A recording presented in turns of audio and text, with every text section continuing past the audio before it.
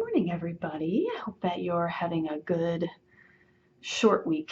If you're in the US, I know we all had 4th of July holiday on Monday. And whenever I have a Monday off from work, I don't know about you, but it makes the rest of the week feel like I don't know what day it is. So that's what I'm experiencing right now. But it's going fast, I'll say that. So that's a good thing. That's a good thing, the work week, right?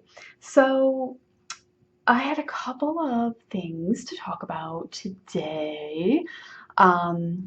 Just kind of stuff going on in my life, as well as a larger topic, which is the way I've been doing these of late.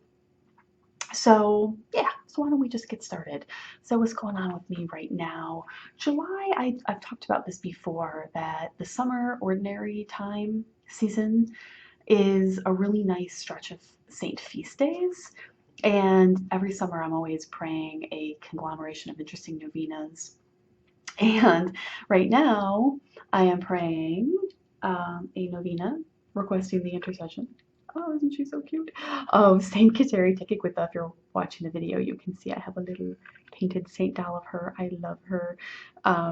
She's one of my very favorites. Her feast is July 14th, and I just started her novena a couple of days ago.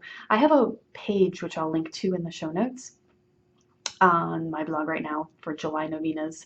I just finished the St. Maria Goretti novena. That was a new one for me this year. Did that with Pray More novenas. I get introduced to new novenas via them, so maybe I'll try to remember to include just a link to their general page in the show notes as well. Because every month they'll pray something, and they do repeat novenas, but they also introduce new ones every year. So I pray new things, and I like that.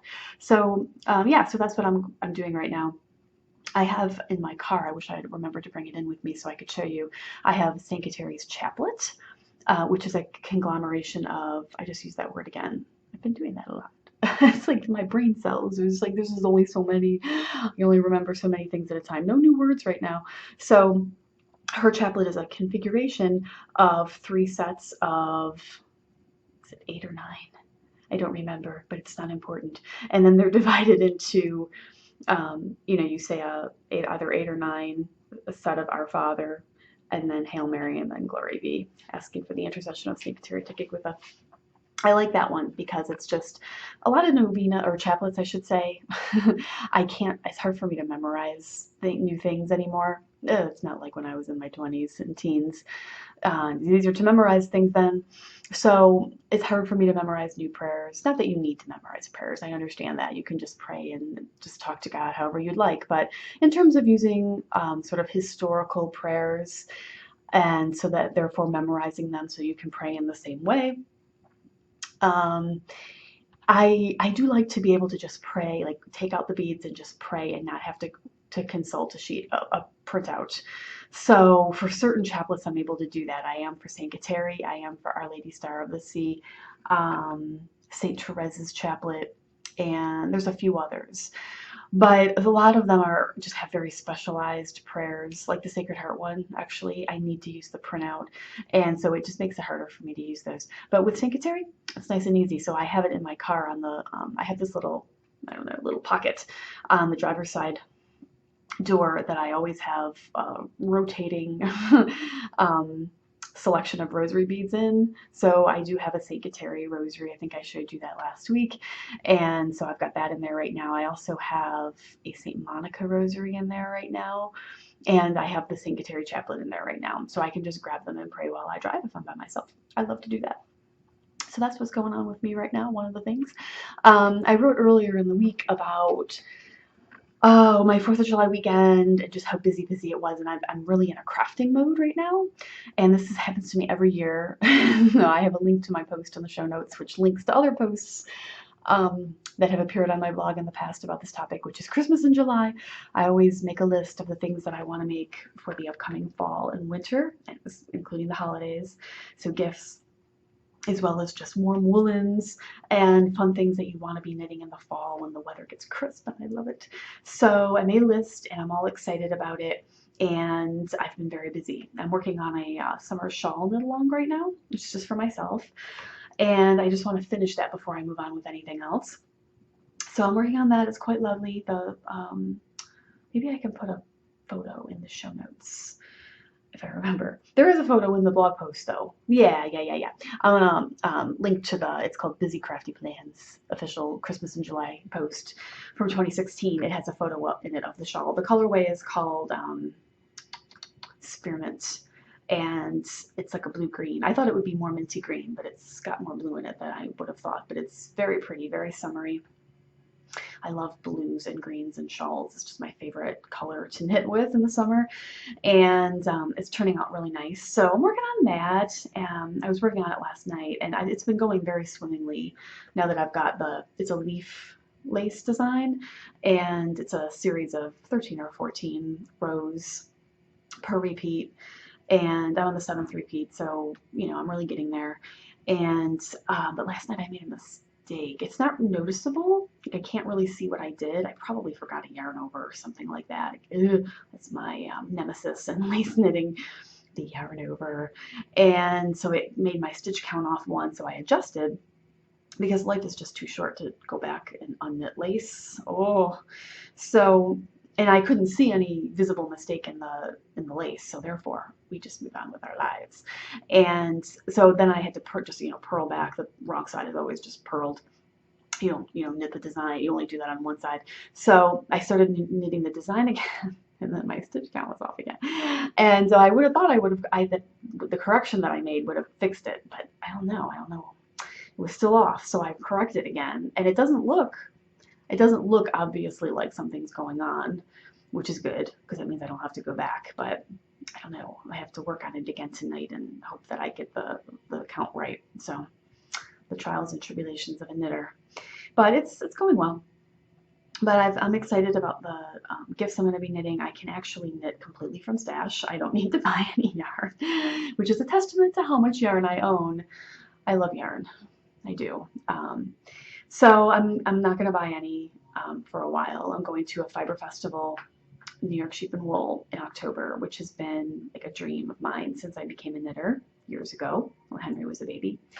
And I'm excited. I'm super excited. I'm going with my knitting group. So I'm sure I will be buying yarn there because that is going to have specialty hand spun, hand dyed yarn. And I will be partaking, so I'm going to be fasting until then. And then around Thanksgiving, one of my favorite places to buy yarn, Knit Picks, they always have a big Thanksgiving week sale. And so I'd like to be able to maybe pick up a few things then. So try to use up some yarn before then. So I'm excited. That's what's kind of going on with me right now. Otherwise, drama at our house in terms of something that we really, really enjoy in our family, which is watching birds. I have my handy dandy Sibley Guide to Birds. Anne and I love birds, and specifically because I'm a librarian, I do not have an app on my phone. I have an old-fashioned bird identification guide, and we note down the characteristics of different birds that we see, and we try to figure out what it is based on the reference book, and I love it. It is very enjoyable, and Anne really has a knack for it, and I enjoy sharing that with her. And so we have a bird feeder in our backyard, and we do live in a much more urban area. We don't live in the country. We live in technically it's still a suburb of the city that we live near, but it's just over the city line, and it has an urban type of feel. The houses are really close together. We have a very small postage stamp yard, and so therefore you worry about rodents, with the area being a little bit more populated with garbage, and things like that. The rodents quickly figure out that there's more to come by, and so they are attracted to these types of settings. And we have garbage totes and all that, so that has taken care of the problem. But bird feeders can also be a problem, but we love the birds. And we have lots of ground feeding birds, and so I thought it'll be okay because any seed that falls to the ground, the mourning doves and the cardinals and all that will get it up. And that had been going just fine, and so we had it like near our garage, and so from the back window, Anne and I would spot the birds, and we love it. But recently, we had a little bit of a problem. I looked out there, and we had a visitor. Thank the Lord God, I remembered to hit record on the audio recorder before I started. Yay! I looked out there, And we had an unwelcome visitor who had ears and a tail. And of course, I panicked and I went to get Mike, and who was very unhappy about our visitor as well. And so we have not been able to put any food in the feeder because we just wanted him to go away. That would be our friend, whose name starts with an R, and we will not say his name because it's too upsetting. So we discerned quickly that he was like taking up residence in our yard. We cannot have this. So we stopped filling the feeder and are, actively discouraging it away. And I haven't seen it for a couple days, so I think that he has in fact moved on. But I'm nervous now to fill the feeder because I don't want to attract him back. So I don't know what to do because no matter what, the birds knock seed on the ground, and there's other birds that will come and eat that seed, but it's still an attraction for rodents. Does anybody have any advice? Please write in. I'm thinking about getting a hummingbird feeder because that's the nectar and that doesn't have the problem. It won't attract rodents. So I'm probably going to do that once we've recuperated from our trauma. But the cardinal family was there last night, and I could see them hanging out in one of the trees. And then the father cardinal, I mean, I know I anthropomorphize, but this was clear. He was looking for food in our feeder. He hopped up on the roof of our garage and was like, doo-doo-doo, made his way down and was like peeking down where our feeder is. And just made me really sad. I love feeding the birds. So I don't know. It might be, Mike's conclusion is we just live in an area that it's just not conducive to a seed bearing bird feeder. But I just hate to give up on it just yet. So for the time being, though, we're just kind of letting it go. We just want our friend to make sure he's safely away. And I'm looking into the hummingbird option. So that's where we're at. But I'm sad. that's our summer sadness, summer drama, in addition to our happy novenas and crafting and dancing. But I had put out a quick call on Twitter last night. It's like, is there anything that you want me to talk about on the podcast? And I had a couple people write in. Thank you to you all. But I had one that really piqued my interest, which was from Mary. So Mary, if you're listening, thank you. And she said, I'm a new reader and listener, and I was wondering why you started and keep on blogging. So since she's new, it's you wonder like what the spark was that got the person going and what keeps them going. So I thought I would touch upon that today as well. So I started blogging back in 2008, so it's been a little while. And I've always liked to write. I was always a reader and a writer, so that's why I started. And I just thought it would be really fun. And the only people who read my blog were my sister and my brother-in-law. And they still read my blog, which is wonderful. And over time, I kept doing it because I liked it. And honestly, my motivation still stays the same in that I mostly still blog for me because I like doing it. And if that motivation were to leave me, I have to admit it would be hard to keep going.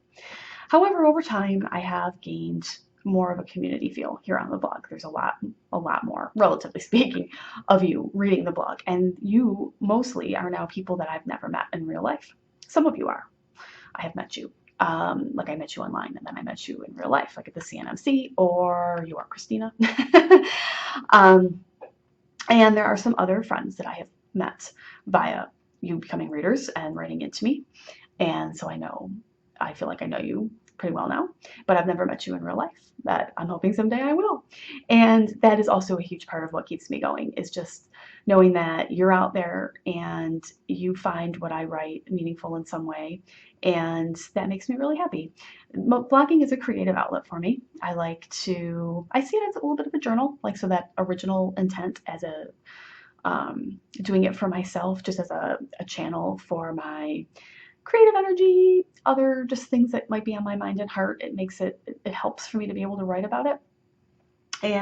But it also is a way for me to express my creativity in a way that I enjoy, that I hope helps others. And I like to make people laugh, and I like to write things that are relatable, and that's what I like to read as well. So that's how I write.